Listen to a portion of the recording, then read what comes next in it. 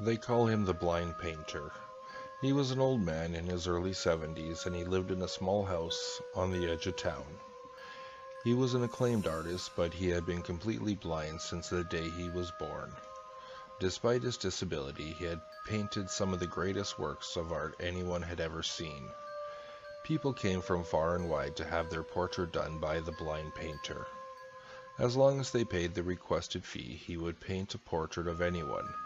Nobody knew how he was able to paint with such skill, even though he couldn't see the person sitting in front of him. It was an uncanny ability that defied logic. I arranged for him to paint my portrait one day. So, on the appointed day, I walked up to his house and knocked on the front door. When it opened, I saw the blind painter standing there, leaning on his cane. His face was drawn and wrinkled. His eyes were milky white. He invited me in, and I followed him as he shuffled down a long, long hallway. In his studio, I handed over an envelope containing his fee. He thanked me and told me to sit on a stool. He stood behind an easel with a blank canvas on it and picked up his paintbrush. "Before we begin, I must warn you," he said. "Sometimes I paint too far." I had no idea what he meant. His paintings were always beautiful, so I was sure I would be satisfied with the finished product. I sat there, adopting a pose, as he started painting. Hours passed and neither one of us said a word. The blind painter never looked up from his canvas. His brush traveled back and forth, and his brow was wrinkled in concentration. Finally, he put his brush down. "I am finished," he said, and beckoned for me to come over and take a look. As soon as I set my eyes on the painting, I was horrified. He had painted me lying on the ground, surrounded by a pool of blood. My throat had been sliced open, and my body was covered in stab wounds. My dead eyes were glazed over, and there was a look of terror frozen on my face. "Why?" I asked, stepping back in horror. "Why would you paint something like this?" The blind painter looked at me with his sad, milky white eyes. "I warned you," he said. "Sometimes I paint too far. Sometimes I paint the future." The policeman sat on the sofa with his pen and notebook in his hands. The old lady came in with a cup of tea and set it down on the table in front of him. "Before you take me down to the station, perhaps I should tell you why I did it, officer," she said. "The truth is, it was mostly for the company. It gets very lonely when you're an old lady and young people never seem to want to spend any time with me. I enjoy just sitting and talking." The policeman stared at her impassively. "Mrs. Ordway was the very first," she said as she sat down in her comfy armchair. "I remember it like it was yesterday. She came to my door selling beauty products. I invited her inside and made her a cup of tea. I went to the kitchen and fetched my axe. Then, when she least suspected it, I crept up behind her and chopped off her head. The next one was Mr. Bilgeman. He was a plumber and he came to fix my leaky pipes. When he was taking a break from his work, I made him a cup of tea. Then I took my axe out from behind the sofa and chopped off his head too. The third one was the paper boy, little Jimmy Watkins. I told him to come inside while I looked for my purse. He didn't drink tea, so I gave him a plate full of cookies. Children can't resist cookies. While he was munching away on the cookies, I began chopping with my axe, and his head came off as well. I stuffed all the heads and placed them on my mantelpiece. I talked to them. Day and night, I carry on conversations with them. It helps with the loneliness. The only problem was what to do with the bodies. I couldn't stuff them all. It would have been too much work. So I came up with an ingenious solution. What did I do? It was simple. I stuffed one of the bodies and used it for all of the heads. When I was tired of talking to one of them, I would take off the head, put it back on the mantelpiece, and put another head on the body. Isn't that clever? The policeman didn't answer. Well, I'm getting a little bored with our conversation, officer, the old lady said with a sigh. She stood up, took off the policeman's head, and put it back on the mantelpiece. Then she took down the saleswoman's head and placed it on the body. "Oh, good afternoon, Miss Ordway," she said. "It's so nice to see you again. How have you been?" All set for the dinner date, she thought to herself as she looked up to look into the mirror, but somebody else was already there, standing in the mirror, smiling. A woman kept having recurring dreams in which a masked man was trying to kill her. The mask was very distinctive. It was spiked at the top with no eye holes, and it had a large zipper across the mouth. The mask was made of leather. One night, she had another nightmare. In the dream, she looked out her bedroom window and saw the masked man walking up to her in her garden path and towards her front door. She awoke from the nightmare, trembling with fear. Suddenly, she heard the doorbell ring. She grabbed her nightgown and ran downstairs. Cautiously, she opened the front door. There was nobody there. She looked down and saw the leather mask laying on the doorstep.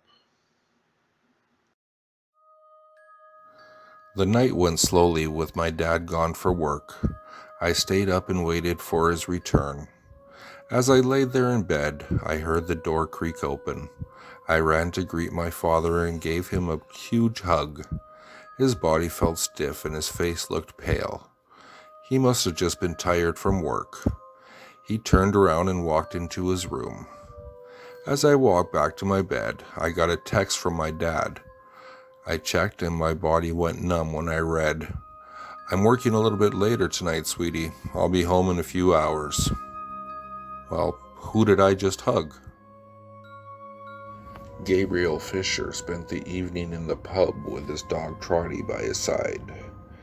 It was just before midnight when he finished his last drink and started for home. Outside, it was cold and frosty and as silent as the grave. He thought he saw a figure moving in the distance up ahead. As the man walked down the road with his dog, he saw that it was a woman walking ahead of him. She was carrying a large basket on her shoulder, and it was covered with a white cloth. When he caught up to her, he looked to see who it was, but it was dark and she was so bundled up against the cold that it was hard to see her face. Trotty started to growl at her. "Good evening," Gabriel said. "What brings you out so late?" The woman didn't answer. They walked on in silence for a while, then Gabriel said, "May I carry your basket?" Without a word, the woman took it off her shoulder and handed it to him. From inside the basket, he heard a small voice say, "That's very nice of you," and that was followed by wild laughter. Gabriel was so startled that he dropped the basket on the ground. The white cloth slipped off and out rolled a woman's severed head. He looked down at the head and he stared at the woman. It's your head," he cried in horror. His dog Trotty gave a howl and fled in terror. As the woman stooped down to pick up her head, Gabriel took off running as well. The woman chased after him, holding her head in her hands. He could hear her footsteps behind him. She was gaining on him. Then he looked down and noticed something rolling along the ground beside him. It was the severed head.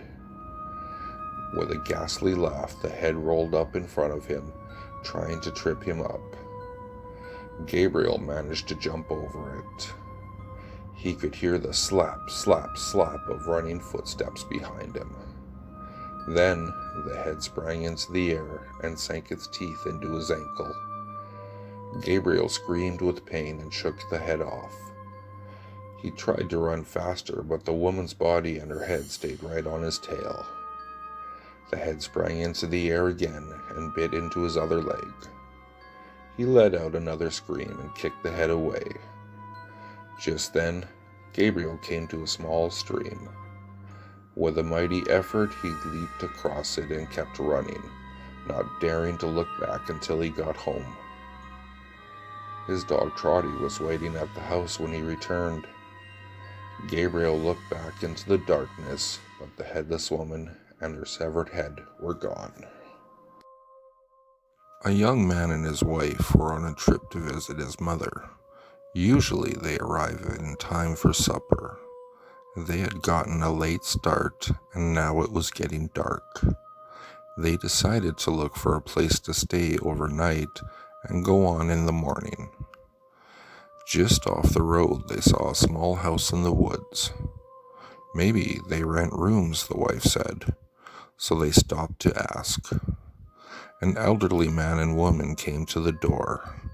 They didn't rent rooms, but they said it would be glad to have them stay overnight as their guests. They had plenty of room, and they would enjoy the company. The old woman made coffee and brought out some cake, and the four of them talked for a while. Then the young couple were taken to their room. They explained that they wanted to pay for this, but the old man said he would not accept any money. The young couple got up early the next morning before their host had awakened. On a table near the front door, they left an envelope with some money in it for the room. Then they went into town. They stopped at a restaurant and had some breakfast. When they told the owner where they had stayed, he was shocked. "That can't be," he said. "That house burnt to the ground at least 10 years ago. The old man and woman who lived there died in the fire." The young couple could not believe it, so they went back to the house. Only now there was no house. All they found was a burnt-out shell. They stood staring at the ruins, trying to understand what had happened. Then the woman started screaming. In the rubble, there was a badly burnt table, and on the table was the envelope they had left there that morning. "Here's to you, kid. Happy birthday. You've managed to stay alive all this time, despite our best efforts. You've played the game pretty damn well all these years." "What's that? You didn't know you were playing? You've been playing ever since the day you were born. Every accident you narrowly avoided your entire life, from crib gates left open, to forgotten parking brakes, and even lightning storms and slips on patches of ice. Every injury waiting to happen, every sudden fatality was our doing. Many have already lost by the time they get to your age. You should consider yourself lucky. Luck being your skill at playing the game." "What's that? How do you win?" "Oh, see, you don't, I'm afraid. We get everyone, in the end. It's all a matter of time and luck. Happy hunting." A pretty woman was serving a life sentence in prison for murder. Angry and resentful about her situation, she decided that she couldn't spend her life in prison. She began plotting ways to escape from the jail. She became good friends with one of the prison caretakers. His job was to bury any prisoners who died in a graveyard just outside the prison walls. Whenever a prisoner died, the caretaker rang a bell, which was heard by all the prison inmates. The caretaker then got the body and put it in a casket. Next, he entered his office to fill out the death certificate before returning to the casket to nail the lid shut. Finally, he put the casket on a wagon to take it to the graveyard and bury it. Knowing this routine, the woman devised an escape plan and shared it with the caretaker. The next time the bell rang, the woman would leave her cell and sneak into the dark room where the coffins were kept.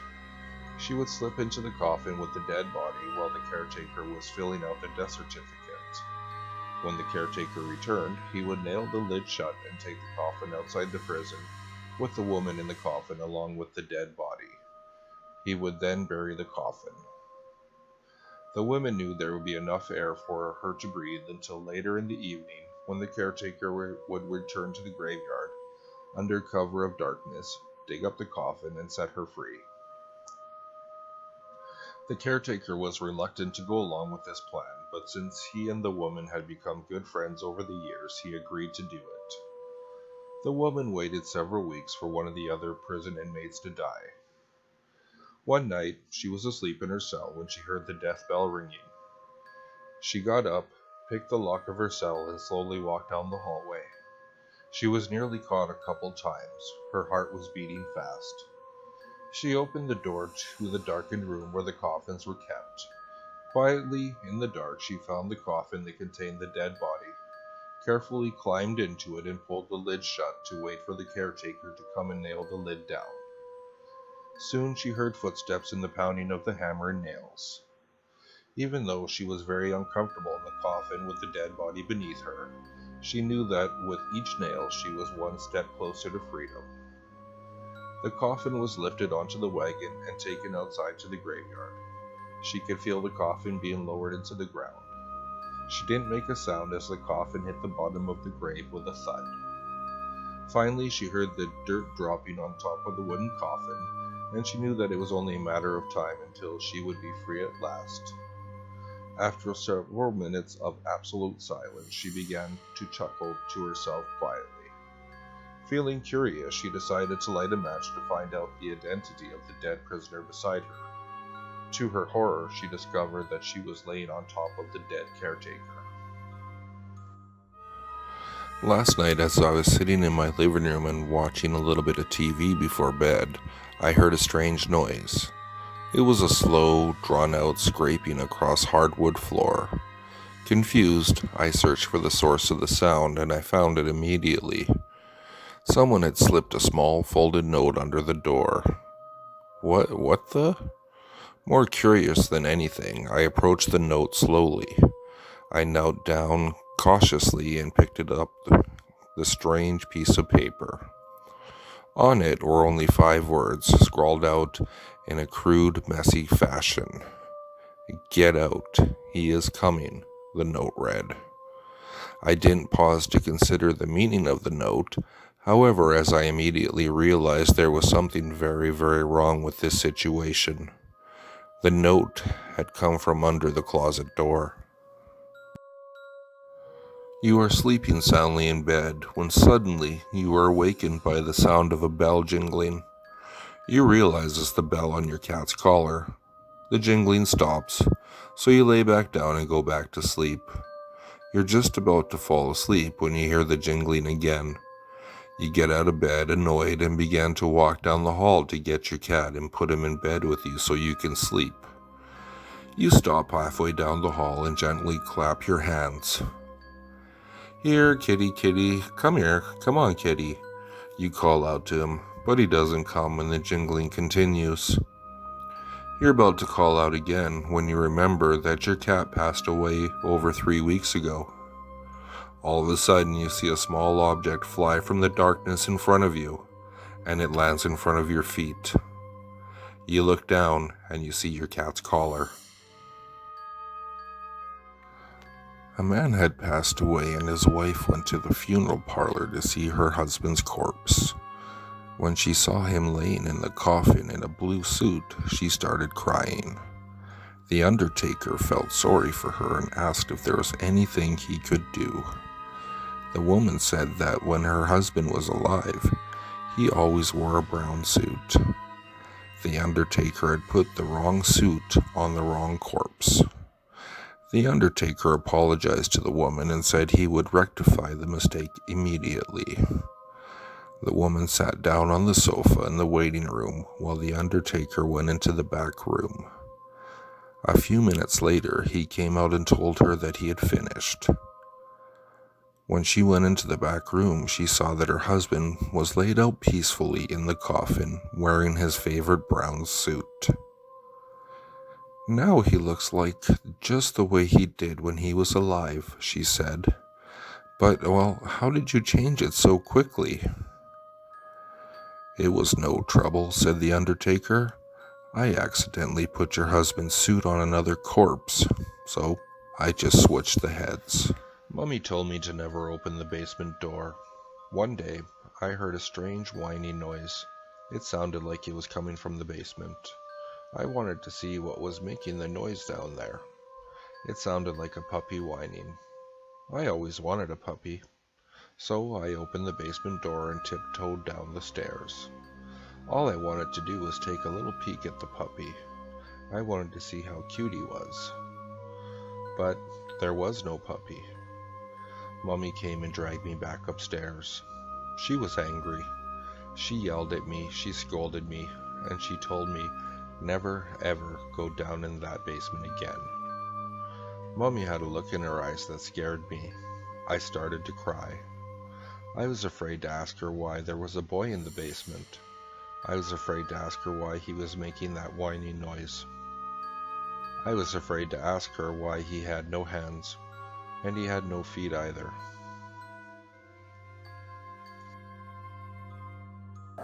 If you like what you heard, please like, subscribe, and share with your friends. If you'd like to, you can follow me at Twitter. The handle is @FuzzyPantaloons, and I'll see you all next time.